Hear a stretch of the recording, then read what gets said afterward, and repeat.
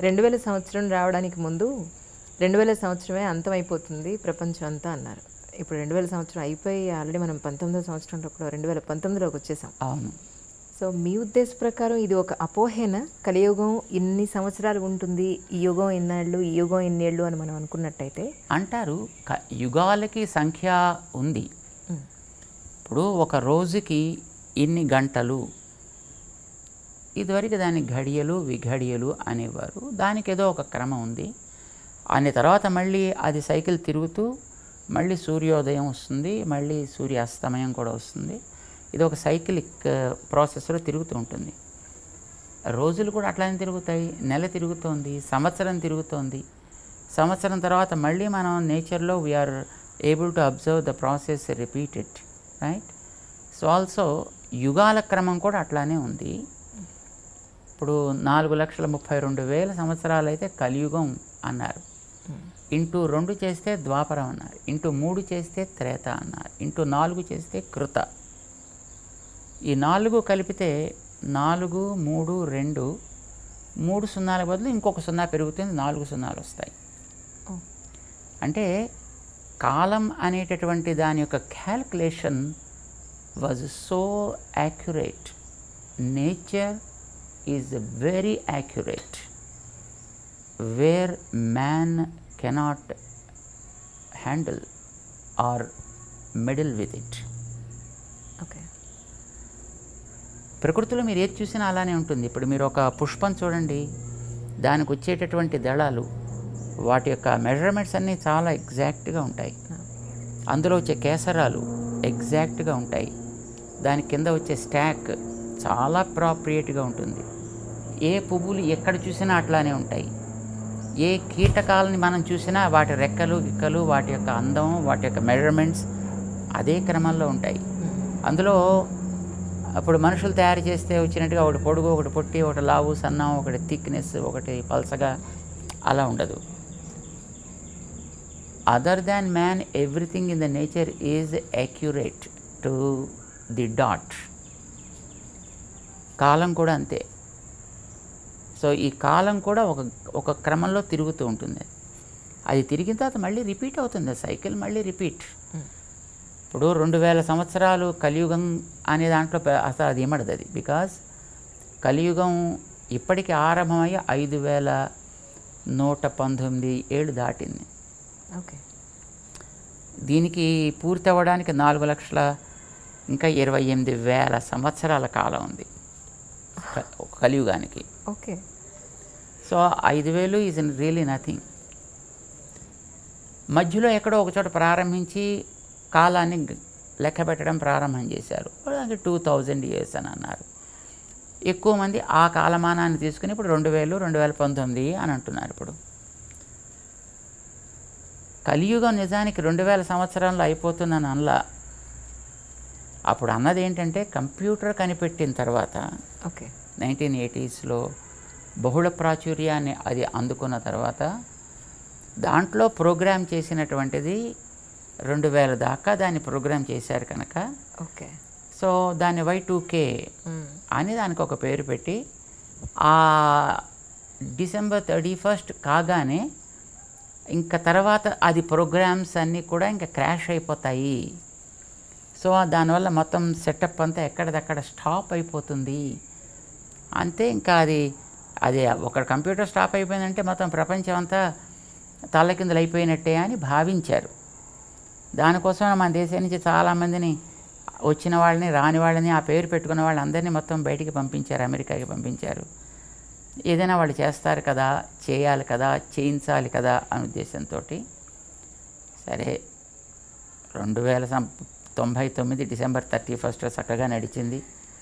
మర్నాడు పొద్దునే మళ్ళీ తెల్లారింది, సూర్యుడు వచ్చాడు, పక్షులు ఎగిరాయి, గాలి వీచింది, అన్నీ బాగానే సాగాయి. జనాభా కూడా బాగానే సంచరించింది. మళ్ళీ 2012 వచ్చేటప్పటికి మళ్ళీ అలాగే అయిపోతుంది ఇంకొకటేదో అని మాయన్ కల్చర్కి సంబంధించినటువంటి కాలమానం ప్రకారం ఇదేదో అయిపోతుంది అని అనుకున్నారు. సేమ్ అప్పుడు కూడా December probably 22nd or something date అనుకుంటాను బహుశా అయిపోతుంది. ఆ వేళ నెక్స్ట్ డే మార్నింగ్కి మొత్తం అంతా everything will be close down, the cinema మొత్తం సెటప్ అంతా క్లోజ్ అయిపోతుందని అన్నారు. That nothing is happen, everything was just moving normal. యుగాంతమైన అంతే. యుగాంతం అయిపోతుందంటే యుగం అవ్వగానే మొత్తం అన్నీ క్లోజ్ అయిపోతాయి కదా. మరి December 31st అవుతోంది, మళ్ళీ January 1st ఆరంభం అవుతోంది, మళ్ళీ మామూలుగా సాగుతోంది కదా. సో యుగాలు పూర్తయినా, యుగాలు ఆరంభమైనా జరిగేటటువంటి మనిషి యొక్క గతి అనేది ఎప్పుడు సాగుతూనే ఉంటుంది. అయితే వ్యక్తిలో ఉండేటటువంటి తట్టుకునే సామర్థ్యాల యొక్క కొలమానాన్ని బట్టి యుగాల యొక్క కొలమానాన్ని చెప్పారు. వ్యక్తిలో తట్టుకునే శక్తి ఎంత ఉంటుంది, పనిచేసే శక్తి ఎలా ఉంటుంది. ఇప్పుడు శక్తి క్రమంగా తగ్గుతోంది, మనలో స్టామినా తగ్గుతోంది, ఓపిక తగ్గిపోతోంది. ఇప్పుడు మా చిన్నప్పుడు పాఠం ప్రారంభిస్తే 6 గంటల సేపు చెప్పేవారు ఆగకుండా ఒకటే పాఠాన్ని, అలా సాగుతూ ఉండేది. మా కూర్చునేవాళ్ళు, వినేవాళ్ళు, చెప్పేవాళ్ళు చెబుతూ ఉండేవారు, వినేవాళ్ళు వింటూ ఉండేవారు. ఇప్పుడు అలవాటు ఎలా చేశారంటే 45 నిమిషాలు దాటితే పీరియడ్ మారాలనగానే కొంతకాలం ఇది అలవాటు చేసేటప్పటికి 45 నిమిషాల తర్వాత వాడు సబ్జెక్ట్ మార్చకపోతే వీడికి ఏమిటో తల్లకిందులు అయిపోయి ప్రపంచం అంతా కూడా గిరగిరా తిరుగుతున్నట్టు అనిపిస్తుంది. ఇది మనిషికి మనం చేసేటటువంటి అలవాటుని బట్టి వాడి యొక్క బయలాజికల్ క్లాక్ ఏదో అంటారు దాన్ని, అది దాని తగ్గట్టుగా మారుతూ ఉంటుంది, అడ్జస్ట్ చేసుకుంటూ ఉంటుంది. చేత కాలం ఏమీ మారదు, కాలంగా సాగుతూ ఉంటుంది. మనలో ఉండేటటువంటి సామర్థ్యాలని మనం ఏ విధంగా అయితే ప్రిజర్వ్ చేసుకుంటామా, లేదు డైల్యూట్ చేసుకుంటామా, లేదా మార్చేసుకుంటామా. సో దాన్ని బట్టి ఒకటి కృతయుగం అన్నారు, ఒకటి త్రేత అన్నారు, ఒకటి ద్వాపరం అన్నారు, ఒకటి కలియుగం అన్నారు. మీకు చెప్పడానికి అభ్యంతరం అయితే వదిలేస్తాను, అభ్యంతరం లేకపోతే అడుగుతాను, మీరు ఆన్సర్ చెప్పాలని అనుకుంటే. చాలామంది స్వామీజీలు ఉన్నారు మన భారతదేశంలో. కొంతమంది ప్రజల దగ్గరికి పెడతారు, హగ్ చేసుకుంటారు, లిటరల్గా పొలిటికల్ వాళ్ళు వచ్చి ఇష్టమైన వాళ్ళు వచ్చినట్టు ముద్దులు పెడతారు. మీరు మాత్రం ఎవరిని ముట్టుకోరు, ఎందుకని? అది వ్యక్తిగతమైనటువంటి వారి ఇష్టాన్ని బట్టి ఉంటుంది కాబోలు. ఓకే. ప్రతి వ్యక్తికి ఒక పద్ధతి, ఒక నియమము ఉండాలి. అది తన యొక్క పరంపరకి తగ్గట్టుగా ఉండాలి. సన్యాసి అంటే సన్యాసి కూడా ఒక పరంపర ఉంటుంది. ఆ పరంపరకి తగ్గట్టుగా తాను ఉండాల్సినటువంటి బాధ్యత ఉంటుంది. ఆ పరంపర ఎలా ఉండాలి అనేది పూర్వులు ఆచరించినటువంటి విధానం ఉంటుంది. యథా తే తత్ర వర్తేరన్ తథా తత్ర వర్తేథాః, యథా తే తేషు వర్తేరన్ తథా తేషు వర్తేథాః. వేదం చెప్తోంది, నీ పూర్వులు ఇలాంటి సిచ్యువేషన్ ఎదురైనప్పుడు ఏ విధంగా ప్రవర్తించారో ఆ విధంగా నువ్వు ప్రవర్తించు. ఒక్కొక్క కార్యం చేసేటప్పుడు దానికి ముందు వెనకలు కూడా ఏవో కొన్ని ఉంటాయి. వాటిని వాళ్ళు ఏ విధంగా ఆచరించేవారో నువ్వు కూడా ఆ విధంగానే ఆచరించు. ఇది వేదం చేసినటువంటి అనుశాసనం. It's a command given by Vedas. So వేదాల్లో చెప్పిన దాన్ని ఆచరించేవాళ్ళు కొందరుంటారు, వైదికమైన పద్ధతిని ఫాలో అయ్యేవాళ్ళు కొందరుంటారు, స్వయంగా నిర్మించుకున్నటువంటి నియమాలను బట్టి ప్రవర్తించేటువంటి వాళ్ళు కొందరు ఉండొచ్చును. బట్ వాళ్ళ ఇష్టాన్ని బట్టి ఉంటుంది అది. మరి బహుశా మేము మా పెద్దవాళ్ళు ఎలా చేసేవారో అలా ఉండాలని అనుకునేవాళ్ళం కాబోలు, అందుకోసం మేము ఇలాగే ఉంటాం. అంటే మీ గురువుగారు ఇలాగే ఉండేవారండి? ఎస్, మేము మా ఆరాధన, మా కార్యక్రమాలు చేసేంతవరకు మేము ఒక పద్ధతి ప్రకారం ఉంటాం. అది అయిన తర్వాత మనం ఏదైనా బయట సామాజికమైన కార్యక్రమంలోకి వెళ్ళినప్పుడు అక్కడ సామాజికమైనటువంటి కార్యక్రమానికి ఎంతవరకు అవసరమో అంతవరకు మేము అక్కడ ఉంటాం. మీ గురువుగారు ఆఖరిగా మీకు చెప్పిన మాట ఏమిటి అంటే మీరేం చెప్తారు? మా గురువుగారు మాకు ఆఖరి మాట అంటూ అలాగేం చెప్పలా. ఎందుకంటే వారు ఒక సంకల్పం చేశారు. ఈ ధర్మాన్ని మనం ఇట్లా కొనసాగించాలి. ఆ కొనసాగించడంలో మనకిచ్చినటువంటి శక్తిని బట్టి మనం చేయాల్సిన పనులని మనం చేసుకుంటూ వెళ్ళాలి. అది చెయ్యాలంటే దానికి కావాల్సినటువంటి వెనకాతల మనకి పరికరం కావాలి, దానికి కావాల్సినటువంటి ఆధికారికత కావాలి మనకి. అంటే దానికి కావాల్సిన ప్రమాణాలు మన దగ్గర ఉండాలి, కార్యక్రమాన్ని మనం చేయాలి. దాన్ని సాధించడానికి గురుకులవాసం చేయాలి, అక్కడ నేర్చుకోవాలి, అక్కడ చూడాలి, వాటిని కూడా మనం అవలంబించి ప్రాక్టీస్ చేయాలి. This is what my guruji gave instructions to me and that's what we are trying to follow. దేశానికి, ముఖ్యంగా మన దేశానికి స్వామీజీల ఆవశ్యకత ఎంతవరకు ఉందని మీరు భావిస్తున్నారు? మన దేశానికి, ప్రపంచానికి అనే ప్రశ్నే లేదు. స్వామీజీలు అనంటే కాషాయం కట్టుకుని దండం పట్టుకుని తిరిగేవాళ్ళు అని మాత్రమే కాదు. అవసరమైనప్పుడు మంచిని చెప్పాల్సి వచ్చినప్పుడు మంచిని చెప్పాలి. ఎప్పుడైనా పరిపాలకుడైనా తన యొక్క క్రమాన్ని తప్పి ప్రవర్తిస్తే వానికి ఏది హితమో దాన్ని చెప్పాల్సిన బాధ్యత ఉంటుంది, ధర్మాన్ని ప్రేమించే వ్యక్తి అయితే. రాముడు, దశరథుడు లాంటి వాళ్ళు పరిపాలన చేసేటప్పుడు వశిష్ఠాదులు ఉండేవారు. వాళ్ళని పురోహితులు అని అనేవారు. పురోహితుడు అంటే తానుండేటటువంటి ప్రాంతానికి, రాజ్యానికి హితాన్ని చేసేవాడు అని అర్థం. పురమునకు హితమును చేయువాడు అని అర్థం. వీళ్ళు రాజుల దగ్గర ఉంటుండేవారు. రాజులు పరిపాలన చేసేవారు. ఎప్పుడైనా ఒకసారి రాజు కనుక చేయాల్సిన పాలనలో తప్పుడు నిర్ణయాలు చేస్తే వెంటనే వీరి పక్కన ఉండి అది తగదు, స్టాప్ ఇట్ అని చెప్పగలిగేవారు. వాళ్ళకంటూ ప్రత్యేకమైనటువంటి అవసరాలు ఏమీ ఉండేవి కావు, పక్షపాతాలు అంతకంటేనూ ఉండేవి కాదు. రాజు దగ్గరైనా మొహమాటాలు ఎప్పుడూ ఉండేవి కాదు. చెప్పవలసినటువంటి హితాన్ని చెప్పాల్సి వచ్చినప్పుడు నిర్మొహమాటంగానే చెప్పేవారు. మంచి చేసినప్పుడు ప్రశంస కూడా అంత నిర్మొహమాటంగానూ ఇవ్వగలిగేవారు. అందుకోసమని ఎప్పుడైనా నిర్ణయం చేయాల్సి వస్తే వాళ్ళు వీళ్ళ యొక్క సలహా సంప్రదింపులు జరిపి నిర్ణయాలు చేసేవారు.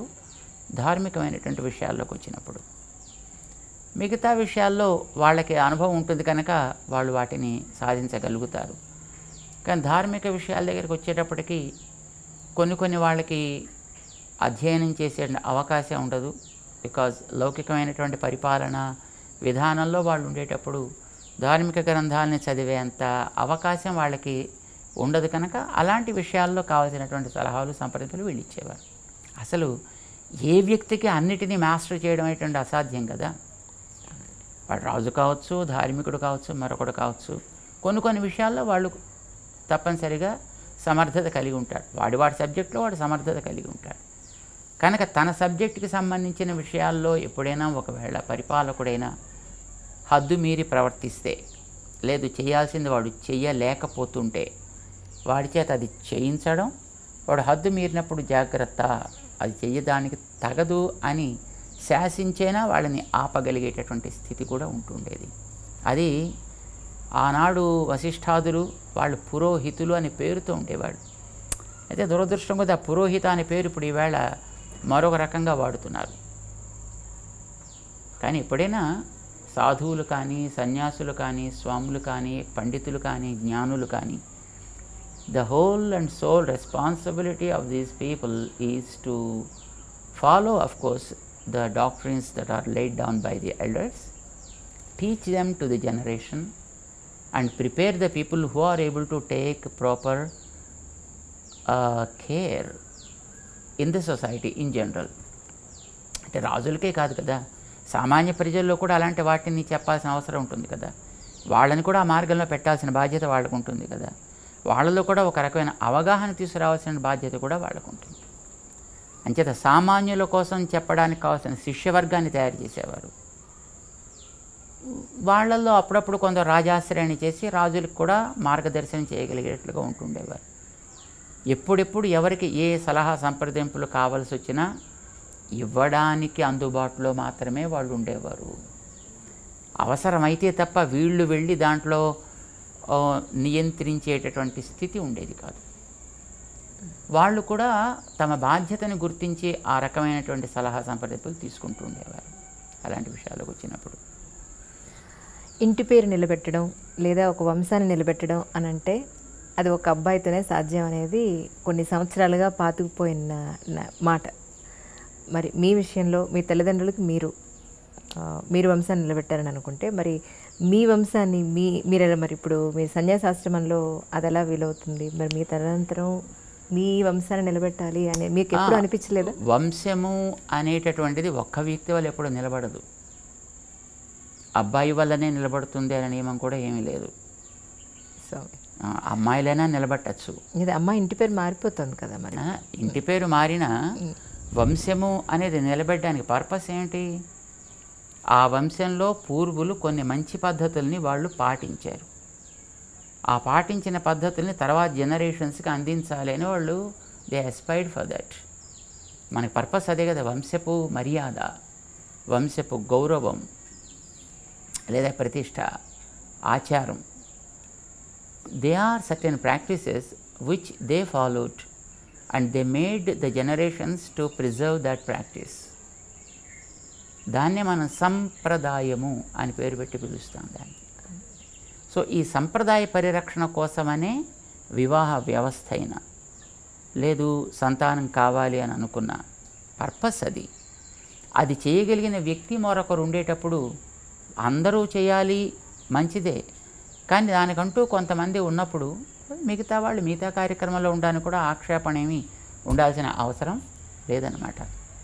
అంచేత వంశపు ఆచారాన్ని నిలబెట్టడం అనేటటువంటిదే లక్ష్యంగా మనం పెట్టుకున్నప్పుడు ఒక వ్యక్తి ఉంటే ఎస్ వారిని సమర్థవంతంగా తయారు చేసి మిగతా వాళ్ళు మిగతా కార్యక్రమాలు కూడా చూడవచ్చు. అంటే సామాన్య ప్రజల ఆలోచన ఎలా ఉంటుంది అని అంటే ఈ మధ్యకాలంలో ఒక స్వామీజీ ఫెమిలియర్ అయిన తర్వాత రాజకీయ నాయకులు ఆ స్వామీజీకి దగ్గర అయిపోతున్నారు, టాప్ మోస్ట్ బిజినెస్ మెన్లు స్వామీజీకి దగ్గర అయిపోతున్నారు. ఇలా అవ్వడానికి ప్రధాన కారణం ఏమిటి అనేది? స్వామీజీలకి రాజకీయ నాయకుల్లోనూ బిజినెస్ పీపుల్ దగ్గర అవుతారని ఏం లేదు. సాధారణంగా business people and political people think that these people are able to do certain things beyond our capabilities. వాడేదో మంత్రమో తంత్రమో చేసి ఏదో మనకి కాస్త శక్తిని ఇస్తే మనం అనుకున్న కార్యాలను బాగా సాధించగలుగుతాము అనే ఒక భావం వాళ్ళల్లో ఉండి ఉండొచ్చు. నిజానికి సాధువులు కనుక అట్లా చేయగలిగిన వాళ్ళు అయినట్టయితే వాడు తన దగ్గరికి వస్తేనే చేయాలని నియమం లేదు. ఇందాక మీరు అడిగారు చూడండి, ఏమంటే మీరు ఎందుకు ముట్టుకోనివ్వరు అని. సే ఒక ఫ్యాన్ తిరుగుతోంది అని అనుకోండి, what you expect out of that? Some nice breeze, మంచి గాలి వేయాలి, మనకి కాస్త తాపాన్ని తగ్గించాలి. సో దీన్ని మనం కోరుకునేది ఫ్యాన్ నుంచి. అది నిజంగా ఫ్యానే అయినట్టయితే, అది నిజంగా తిరగగలిగిందే అయితే దాని వెళ్ళి నువ్వు పట్టుకోవాల్సిన అవసరం లేదు, అది నిన్ను పట్టుకోవాల్సిన అవసరం అంతకంటే లేదు. దాని మానాన తిరుగుతుంటే నీకు గాలి వేస్తుంది, నువ్వు యూ ఫీల్ కంఫర్టబుల్ రైట్. దాన్ని పట్టుకుని మనం తిప్పితే తప్ప అది మనకి గాలి వేయని స్థితిలో ఉందనుకోండి, అప్పుడు అలాంటప్పుడు ఆ ఫ్యాన్ తీసి పక్కన పెట్టేయడం చాలా సుఖం. మన చేతిలో విసనకర పట్టుకుంటే అప్పుడు మనకు కావాల్సినట్టుగా అది గాలిని ఇస్తూ ఉంటుంది కదా. సో మాలాంటి వాళ్ళం బహుశా ఫ్యాన్స్ లాంటి వాళ్ళమేమో.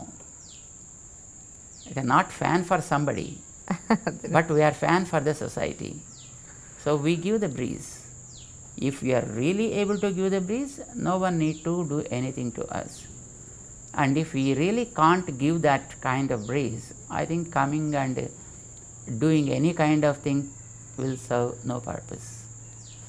అప్పుడు వేస్ట్ కదా. అప్పుడు వీడుకుంటే పాపాలు మిగతా వాళ్ళకి అంటుకుంటాయి ముట్టుకుంటే. స్వామి, పునరపి జననం, పునరపి మరణం అని అంటారు కదా జనరల్గా. దాన్ని మీరు నమ్ముతారా? యాక్చువల్గా మనం నమ్మితే ఒకటి అవుతుంది, మనం నమ్మకపోతే ఒకటి ఉండదు అని ఏంది కాదు కదా. ఇప్పుడు పుట్టుట గిట్టుట ఇవి రెండు ఎప్పుడూ ఉంటాయి. ఎవరికి? ఆత్మకి. ఓకే. ఇప్పుడు ఈ పైది శరీరం, ఈ శరీరం లోపల దీంతోటి ఈ పనులు జరపడానికి తోడ్పడేది ఒక ఆత్మ అనేది ఉంది అనేది మనకి శాస్త్రం చెబుతోంది కనుక మనం దాన్ని విశ్వసిస్తున్నాం.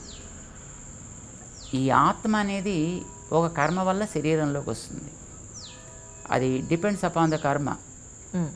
ఆ కర్మ ఒక రకంగా ఉంటే మనిషి శరీరం, ఇంకొక రకంగా ఉంటే ఏదో జంతు శరీరం, ఇంకొక రకంగా ఉంటే చెట్టు శరీరం, ఇంకో రకంగా పక్షి శరీరం, ఇంకో రకంగా దేవతా శరీరం. కర్మల్లో ఉండే తారతమ్యాన్ని బట్టి శరీరాలు వస్తాయి. అది కర్మ ఉన్నంత వరకు ఆ బాడీ ఉంటుంది.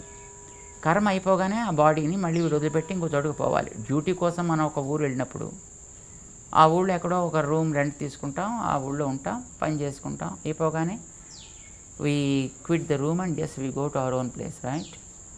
సో ఆల్సో మనకి ఈ బాడీస్ అనేటటువంటి ఒక కర్మ అనుభవం కోసం వస్తాయి. కర్మ అవ్వగానే బాడీస్ పోతాయి. బాడీలోకి రావడం అనేది జన్మ అంటారు, బాడీని వదలడం అనేది మరణం అంటారు. మరణం అంటే ఆత్మ ఏమవ్వదు, ఈ బాడీకి ఏమీ అవ్వదు. బాడీ అనేది it's a component of 5 elements. మళ్ళీ 5 ఎలిమెంట్స్ కింద మళ్ళీ మారిపోతాయి. లోపలికి వచ్చిన జీవుడు మళ్ళీ దీన్ని వదిలిపెట్టి దీన్ని వెళ్ళిపోతాడు.